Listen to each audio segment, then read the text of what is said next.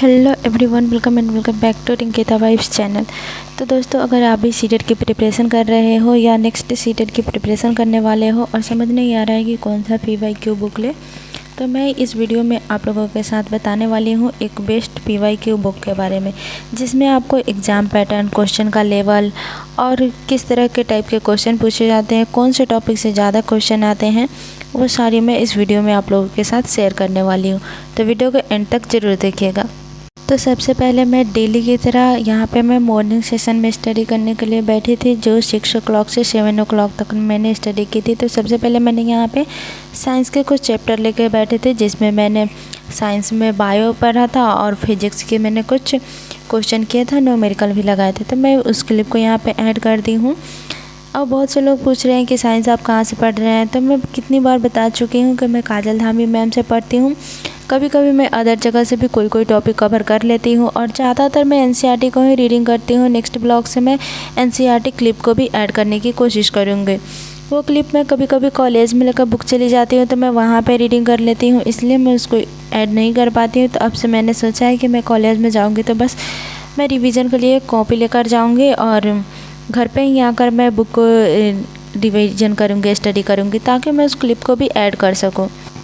तो इस तरह आप लोग अगर पेपर 2 के लिए कर रहे हैं तो आप NCERT बुक को रीडिंग कर सकते हैं। और यदि आप NCERT बुक रीडिंग नहीं करना चाहते हैं तो आप YouTube से ही शॉर्ट नोट्स उसका बना लीजिए एक कॉपी में, उसको आप रिवीजन कीजिए। आपको रिवीजन करना ही पड़ेगा। बहुत लोग पूछ रहे हैं कि शॉर्टकट मेथड बता दीजिए, तो कोई शॉर्टकट मेथड नहीं है। आपको NCERT रीडिंग करनी ही पड़ेगी। उसमें आपको एक्टिविटी जो दिए रहते हैं वो आपके लिए काफ़ी इंपॉर्टेंट रहते हैं, तो आप एक्टिविटी पे ज़्यादा फोकस करके आप स्टडी कीजिए और उसको याद करने की भी आप कोशिश रखें। या आपसे नहीं हो रहा है तो आप कोई बैच परचेज कर सकते हैं, वहाँ पे आपको डिटेल में पढ़ा दिया जाएगा। बट इस दिन मैंने तो कोई बैच अभी तक परचेज नहीं की हूँ, मैं अभी यूट्यूब से ही कर रही हूँ।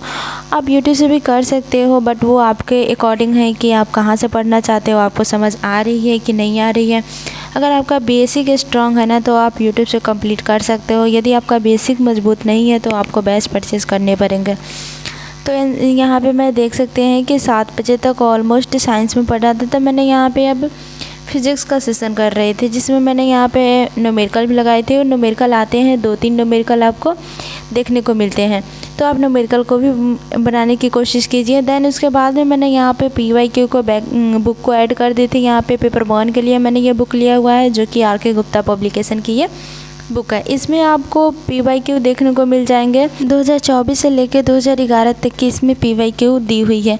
यदि आप अभी करेंट वाला लेते हैं तो आपको 25 का उसमें ऐड रहेगा, ये पुराना वाला ही है, इसलिए यहाँ पे 24 का शो कर रहा है। इसमें आपको प्रैक्टिस सेट भी देखने को मिल जाएंगे, 4-5 आपको प्रैक्टिस सेट रहते हैं।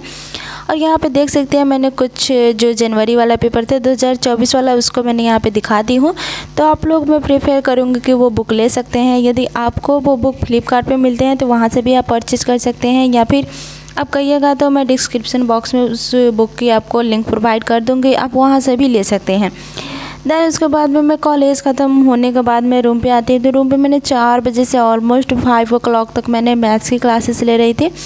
और इसमें मैंने सिंप्लीफिकेशन वाली ही अभी कंप्लीट कर रही हूँ, क्योंकि पेपर 2 में सिंप्लीफिकेशन थोड़ा डेप्थली आते हैं, पेपर 1 में तो इजी आते हैं। तो मैंने पेपर 1 के लिए ऑलरेडी कंप्लीट कर रखा है। तो मैं यहाँ पे पेपर 2 के लिए कंप्लीट कर रही थी, जिसमें यहाँ पे विजय सर बता रहे थे। और बहुत से लोग पूछ रहे हैं कि मैथ्स कहाँ से पढ़ रहे हैं, तो मैंने कितनी बार आप लोगों के साथ शेयर कर चुकी हूँ कि मैं मैथ्स विजय सर से पढ़ती हूँ, और ये सचिन अकेडमी चैनल पे ही पढ़ाते हैं। इनकी क्लासेस डेली नहीं होती है, ये कभी कभी ही पढ़ाते हैं, बट बहुत अच्छा इस क्वेश्चन को प्रैक्टिस सेट करवा देते हैं। आप उसी क्वेश्चन को आप रिपीट मोड में भी खुद से सॉल्व कर सकते हो।